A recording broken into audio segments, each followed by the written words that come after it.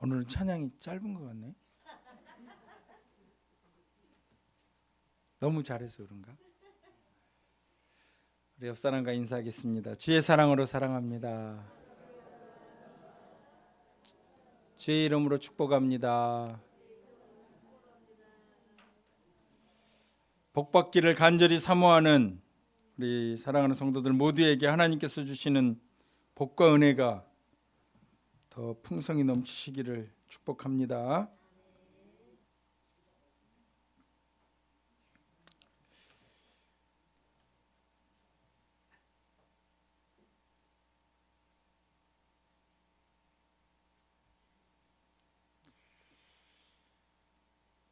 우리는 이제 고난주간 예수님의 고난을 부활을 기대하는 종려주일까지 이제 6주간 이 시간들을 보내고 있습니다. 오늘은 이제 두 번째, 우리가 성탄절이 되면은 부르는 찬송가가 있습니다. 기쁘다 구주 오셨네 만백성 맞으라, 이 찬송을 부릅니다. 그런데 사실 첫 번째 성탄절은 별로 기쁘지 않았습니다.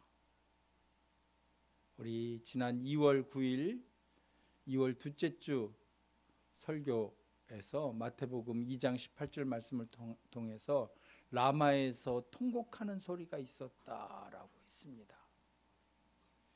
라마에서 통곡하는 소리는 첫 번째는 예레미야 31장에 나오는, 바로 오늘 예레미야 33장 이전에 있었던 바벨론의 포로로 이스라엘이 예루살렘 성이 함락되고 자녀들이, 그리고 쓸만한 나라의 동량들이 바벨론의 포로로 잡혀가는데, 이 라마의 포로로 잡혀가기 이전에 전국 각지에서 끌려온 포로들이 그곳에 대기하고 있는 장소가 라마였습니다. 그리고 그 라마에는 포로만 있는 것이 아니라 생떼 같은 내 새끼가 이제 포로로 끌려가면은 어쩌면은 죽을지도 모르는, 그리고 또 어쩌면은 수많은 핍박과 압제 속에 온갖 고통을 당하고 그렇게 살아갈 것들을 염려한 엄마가, 부모가 그 라마까지 쫓아와서 함께 그 포로의 무리에 들어가지 못했어도 그 밖에서 울며 불며 장주야 어떻게 하면 좋냐, 하나님 우리는 하나님을 믿고 믿음 안에서 살았는데 도대체 이게 무슨 일입니까? 우리 좀 살려주십시오. 애통하는 그 눈물들이 있었던 곳이 라마였었습니다. 그리고 두 번째 라마에서 통곡은 예수님께서 이스라엘에 탄생하셨다는 소식을 동방박사들을 통해서 들은 헤롯이 바로 온 이스라엘에 칙령을 내려서 2살 이하 된, 난지 2살 이하 된 아이들을 다 죽여라. 왜냐하면 로마의 압제하에 있지만 유다의 왕으로 헤롯인 내가 있는데, 그리고 내 자손들이 계속 왕을 해야 하는데, 메시아가 났다면은 나는 왕에서 떨어질 것이고 내 자손들은 왕이 될 수 없으니까 안 된다. 2살 이하의 아이들은 다 죽여라. 그러니 생떼 같은 아이들, 이제 100일 돌 갓 지나고 이제 말하기 시작하며 걷기 시작하는 엄마, 아빠, 아빠 하는 이 아이들이 이유 없이 잡혀 들어갔으니, 아니 이유 없이 다 죽임을 당했으니 그 엄마의 통곡은 어떠했겠습니까? 바로 그런 절망적인 상황들 가운데 있을 때 하나님은 예레미야 선지자에게 이 땅에 있는 이 역사들 가운데 울며 고통하고 있는데 걱정하지 말아라. 나는 너희를 구원하는 여호와다 라고 말씀하시면서 예레미야 33장의 말씀을 하십니다. 1절부터 3절까지는 우리가 너무나도 잘 아는 이야기입니다. 너무나도 잘 아는, 다 외우는 너는 내게 부르짖으라. 내가 응답하겠고 내가 알지 못하는 크고 비밀한 일들을 보이리라. 우리는 다 여기까지 이 말씀을 듣고 너무 좋아합니다. 올해 제가 너무 바빠가지고 아직 각 가정에 드릴 말씀들 이렇게 프린트해가지고 가정에 가서 예배를 못 드리고 있는데 준비는 하고 있습니다.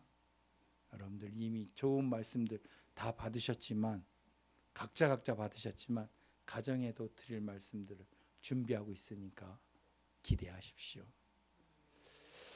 이 말씀들을 듣고 좋아하는데 오늘 함께 봉독한 본문 말씀 4절부터 말씀은 이제 좀 결이 틀려요. 너는 내게 부르짖으라. 내가 응답하겠고 크고 비밀한 일을 보이겠다고 말씀하셔서 뭔가 좋은 일이, 기대하는 일이 있을 것 같다.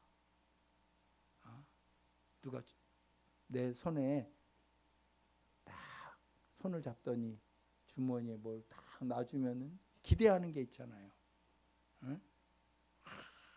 혹시 반짝반짝하고 빛나는 작은 거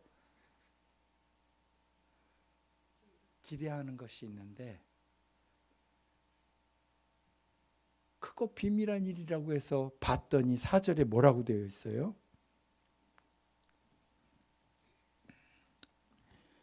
무리가 이 성읍의 가옥과 유다 왕국을 헐어서 갈대아인의 참호와 칼을 대항하여 싸우려 하였으나,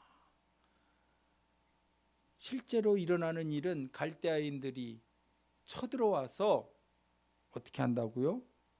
가옥과 왕궁을 헐고,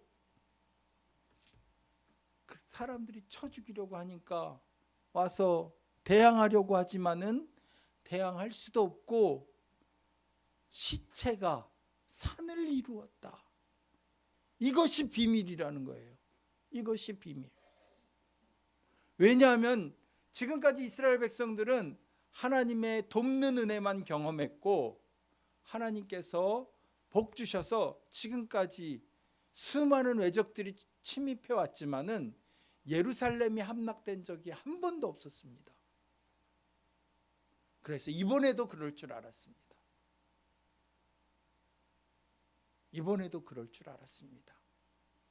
그런데 하나님께서 왜 우리를 보호하시고 인도하시는지 이스라엘 백성들이 깨닫지 못했습니다. 하나님을 아버지라고 믿고 섬기며 은혜로 살았기 때문에, 그리고 은혜로 살기를 원하시기 때문에, 그래 지금은 실수하고 실패하지만 괜찮을 거야, 돌아올 거야 하는 마음이 있었기 때문에. 그런데 이런 일들이 계속 반복되니까 이스라엘 백성들이 하나님이 없는 것처럼, 에이, 하나님이 어디 있어, 그냥 우리끼리도 얼마든지 잘 살 수 있고, 예루살렘은 온 주변이 산으로 둘러싸여 있어서 적들이 쳐들어올 수도 없어. 산마다 산성을 세우고 위에서 적들이 올라오면은 위에서 돌만 던져도, 이스라엘 백성들이 돌만 던져도 병사들이 맞아서 못 올라오는데, 야, 견고한 성읍이 있어서 괜찮아 라고 하고 있으니까 하나님께서 아니다, 지금까지 내가 너희를 보호하고 지켰기에 하나님이 없는 것처럼 살면 안 된다.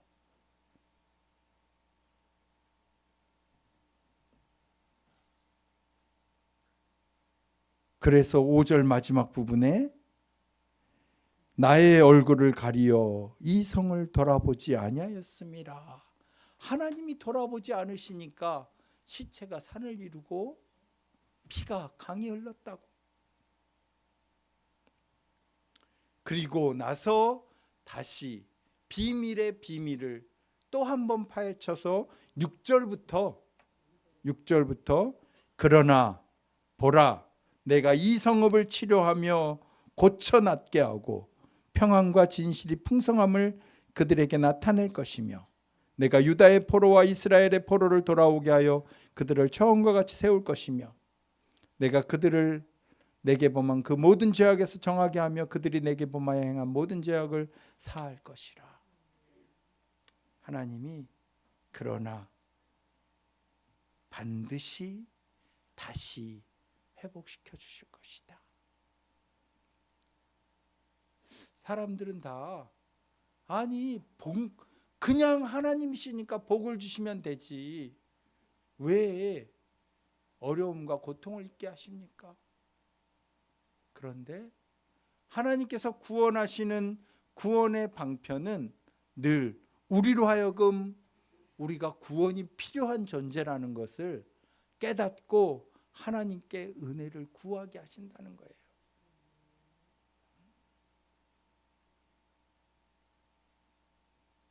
잘 살고 평안하기에 문제가 없기에 하나님이 없어도 될 것처럼 살아간다면 아니 하나님이 없는 것처럼 매일매일 삶 가운데 그렇게 행동하고 그 행동 가운데 생각이 각인되어 있다면 하나님은 우리의 삶 가운데 우리가 생각한 것처럼 없는 것처럼 눈을 가리워서 성읍을 돌아보지 않으신다고, 나를 돌아보지 않으신다고 말씀하십니다.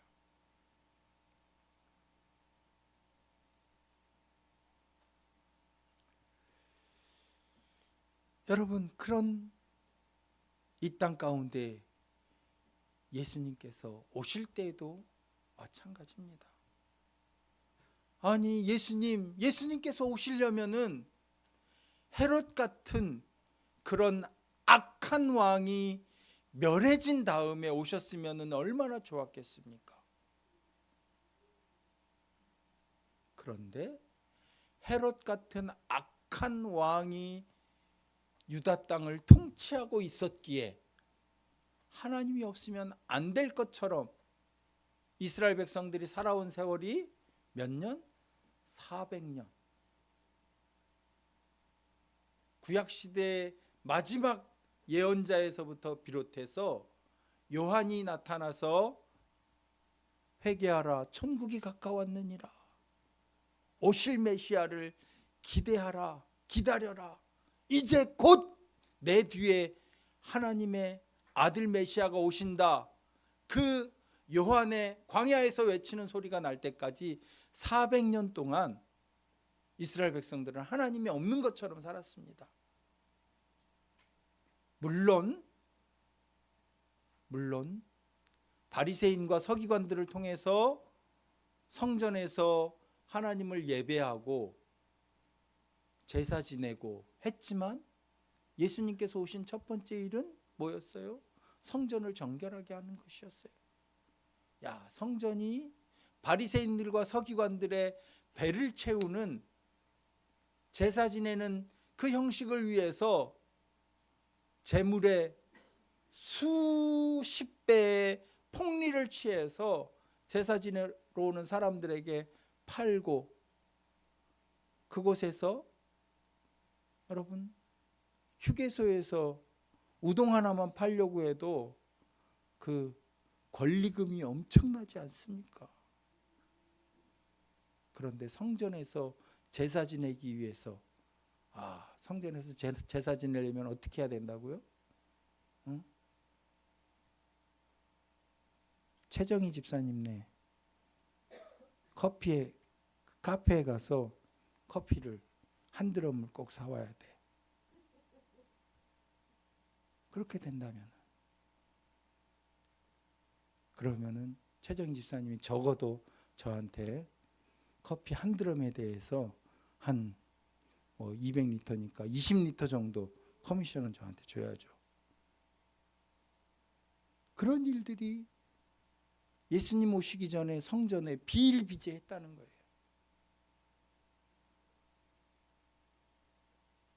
예수님의 하나님의 이름을 팔지만은 하나님이 없는 것처럼, 하나님이 보지 않은 것처럼 사는 거예요.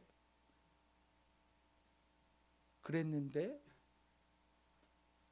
로마의 압제하에 있고, 그리고 로마의 분봉왕이라고, 유대 분봉왕이라고 로마에서 보낸 헤롯 같은 사람은 이스라엘 백성들을 착취하는데 혈안이 되어 있었어요. 그러니 여기저기서 우후죽순처럼, 우리 말라기 선지자가 말했던 하나님의 은혜가 우리 소출을 풍성하게 하고 은혜롭게 했던 그때가 있었는데, 하나님 우리를 그때로 다시 돌아가게 해주십시오. 하나님 우리를 없는 것처럼 돌아보지 않는 그 하나님의 눈길을 우리를 향해서 좀 봐주십시오 하는 기도 소리가 여기저기서 들리는 거예요. 그래서 예수님께서 이 땅에 그때 오시는 것이죠. 그런데 그 상황 가운데서 기쁘다 구주 오셨네 할 줄 알았는데 오히려 울음과 통곡이 오는 것이죠. 그리고 예수님 30세부터 33년간의 공생의 기간을 마치고 십자가에 달려 죽으시는 것으로 끝나는 것처럼 보였습니다. 그런데 그것을 통해서 하나님은 진짜 이루시고자 원하셨던 이 세상의 권세와 이 세상의 악과 부조리보다 더 큰 이 세상에 있는 모든 사람들의 죄를 대신 짊어지고 십자가의 죽으심으로 온 인류에게 영생의 영원한 하나님 나라의 백성이 될 수 있는 길을 열어주신 것이죠. 그렇게 혼란과 통곡 가운데서도 주님은 우리에게 이렇게 말씀하십니다. 요한복음 14장 27절 평안을 너희에게 끼치노니 곧 나의 평안을 너희에게 주노라. 내가 너희에게 주는 것은 세상이 주는 것과 같이 아니하니라. 너희는 마음에 근심하지도 말고 두려워하지도 말라. 울고 있는 라마의 어머니들을 향해서 나의 평안을 너희에게 주노라. 너희는 마음에 근심도 하지 말고 두려워하지도 말라. 예수님께서 부활하신 이후에 첫 번째 제자들에게 나타나서 유대인들을 두려워하여 모여있는 그곳에 나타나셔서 요한복음 20장 19절에 문들이 닫혀 있는데 문 여는 소리도 들리지 않았는데 예수님께서 그곳에 나타나셔서 하신 첫 번째 이야기는 평강이 너희들에게 있을지어다. 울며 두려워 떨고 있는 제자들에게 오늘 이 평안이 오늘 이 자리에 예배하는 저와 여러분 모두에게 넘치시기를 주님의 이름으로 축복합니다. 그런데 이 평안이 우리에게 늘 있기를 기대하는데, 제자들도 그럴 줄 알았는데 예수님께서 죽음을 깨뜨리고 오셔서 선포한 평안마저도 제자들이 기대하는 평안과는 달랐습니다. 제자들은 여전히 유대인들에게 핍박받고 로마 군인들에게 쫓겨다니고 예수님의 메시아임을 선포하며 전도하는 그 일 때문에 베드로는 거꾸로 십자가에 매달려 죽고 수많은 제자들이 뿔뿔이 흩어지며 전도했지만 그러나 그들의 순교의 그 현장들을 막을 일이 없었습니다. 왜 그런가 봤더니 예수님께서는 마태복음 13장 28절처럼 어떤 사람이 농사를 짓는데 좋은 곡식을 심었는데 나쁜 사람들이 와서 가라지를 그 속에 섞어 놓은 거예요. 가라지들이 영양분을 다 뽑아 먹어서 밭에서 좋은 곡식들이 잘 자라지 못하고 있는데 종들이 주인에게 가서 묻습니다. 가라지를 뽑을까요? 주인이 놔둬라. 추수 때까지 그냥 둬라. 가라지를 뽑다가 곡식까지 뽑을까 염려하노라. 둘 다 추수할 때까지 함께 자라게 두라는 거예요. 그런데 추수 때가 되면은 함께 자라 추수 때가 되면은 추수꾼에게 말하기를 가라지는 먼저 거두어 불사르게 단으로 묶고 곡식은 모아 내 곡간에 넣으리라 라고. 세상 끝에 이 세상이 존재하고 세상이 흘러가는 동안에는 세상 끝이 오기 전까지는 누가 알곡인지 누가 가라진지 잘 알지 못합니다. 그때까지는 진짜 참 평안이 없을 수도 있습니다. 우리가 생각하는 참 평안은 아직 유보되어 있습니다. 하나님께서 이 땅에 처음 예수님을 보내셨던 초림의 그때 뿐만 아니라 이제 다시 이 땅에 오셔서 세상을 온전히 심판하시고 알곡들을 그때 비로소 골라내실 그때가 되기 전에 참 평안이 유보되어 있을 수도 있습니다. 그러나 그런 상황 가운데 있을지라도 제자들은 한 번도 아니 주님 평강이 내게 있을지어다 하셨는데 이게 무슨 평강입니까? 불평하지 않았습니다. 바울과 실라는 옥중에서 오히려 찬송했습니다.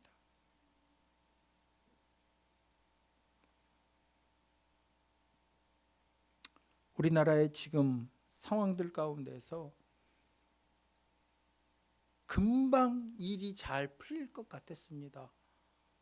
너무나 보이기에 눈에 보이는 상식적인 일들이 비상식으로 도대체 우리 생각에는 이런 일들이 일어날 수 없다라고 생각했기에 뭐 이 정도면 바로 금방 탄핵되고 일들이 잘 진행되겠지라고 했는데 아니 웬걸? 감옥에 있어야 할 사람은 풀려나고 이제 광화문에 가면은 반대하는 사람들이 탄핵에 반대하는 사람들이 아주 집회한다고 난리고 우리가 이겼다 이제 우리는 이제 탄핵은 안 될 것 같다 막 이러질 않나. 심지어 가슴 아픈 것은 대형 교회들이 너무 자기 위주로 자기 교회 위주로 그렇게 막말을 해대는 것에 너무 마음이 아픕니다.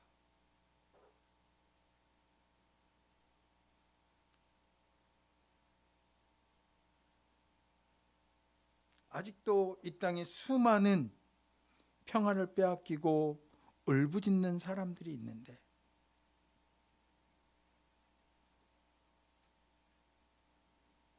고통받는 잘못된 정치와 권력 때문에 눈물 짓는 사람들이 얼마나 많이 있습니까? 탄핵을 찬성하는 사람들 편에서 볼 때 나와서 정말 내가 이 부당한 일들 때문에 힘들고 어렵다, 고통스럽다.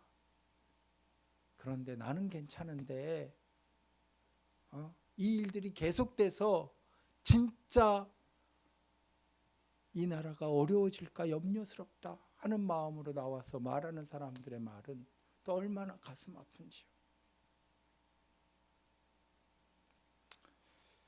참 그리스도인으로 살아가는 것은 그저 복 주십시오, 은혜 주십시오 하는 것과는 격이 맞지 않습니다.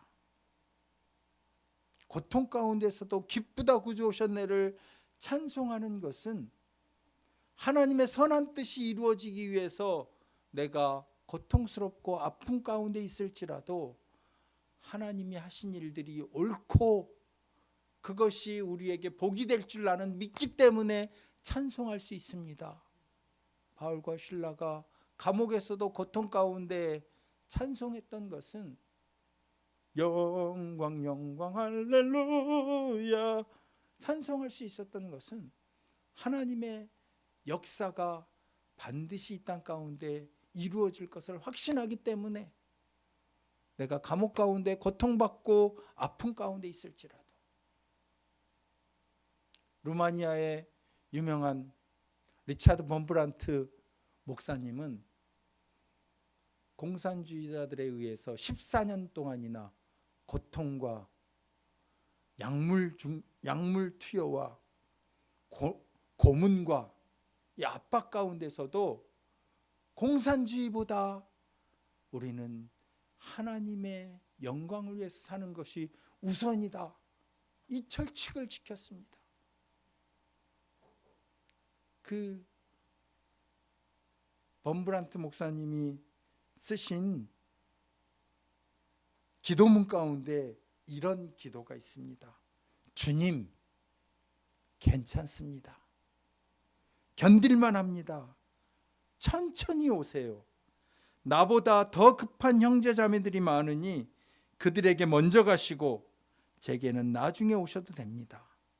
저 그때까지 견딜 수 있습니다. 그때까지 기다리겠습니다. 사실은 얼마나 고통스럽고 아프고 힘이 듭니까? 그럼에도 불구하고 세상이 빼앗을 수 없는 평강을 누리게 하시는 하나님을 믿는 믿음이 내게 있으니 나는 괜찮습니다.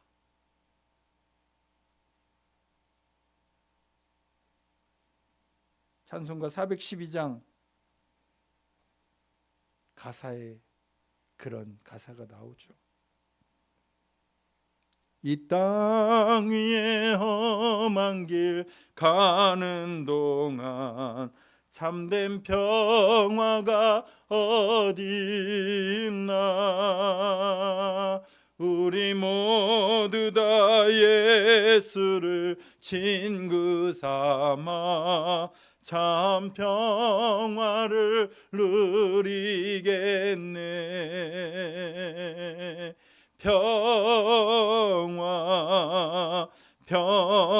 평화로다 하늘 위에서 내려오네.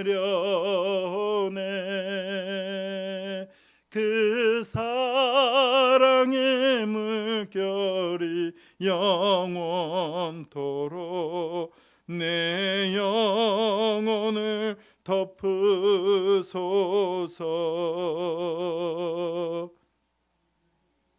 이 세상을 살아가는 동안 참된 평화가 어디 있습니까? 그러나 우리는 예수를 친구 삼아 평화를 누리며 살아갑니다. 그리고 반드시 추수 때는 옵니다. 추수 때가 오면은 우리는 100% 완벽한 평화의 나라에 들어갑니다. 우리 우리가 할 일들은 끝까지 믿음을 지키고 하나님께서 어떤 상황, 어떤 형편에서도 우리를 선하고 바른 길로 인도하실 것이라는 확신을 가지고 믿음으로 주님을 바라보는 것입니다. 그때가 올 때까지 대한민국 사회가 어지럽더라도 우리는 기도하고, 세상이 요지경일지라도 감옥에 여전히 있어야 할 사람이 나와서 활개를 칠지라도 소망을 잃지 말아야 합니다. 그리고 우리는 무릎 꿇고 주님, 내 삶 가운데 어려움, 그것을 좀 보아주십시오. 그런데 저는 괜찮습니다. 저는 믿음을 지키고 있으니 괜찮습니다. 믿음이 연약한 자들을 돌아보아 주시고 믿음이 없는 자들에게 하나님의 은혜가 흘러가게 해주시옵소서. 더 간절한 마음으로 우리 성도의 삶을 살아가는 저와 여러분, 복된 믿음의 삶이 되시기를 주님의 이름으로 간곡히 축원을 드립니다. 기도합니다. 하나님 아버지, 우리는 거대한 베들레헴의 주민과 같습니다.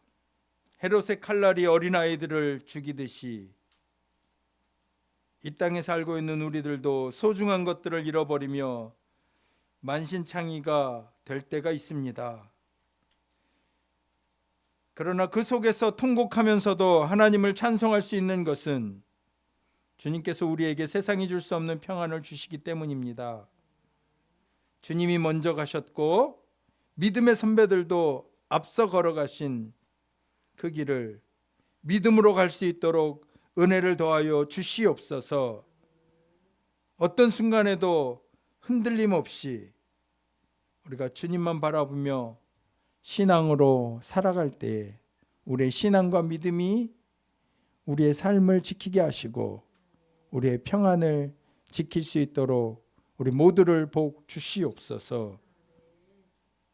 예수 그리스도의 이름으로 기도드립니다. 아멘. 우리 하나님은 너를 지키시는 자 찬송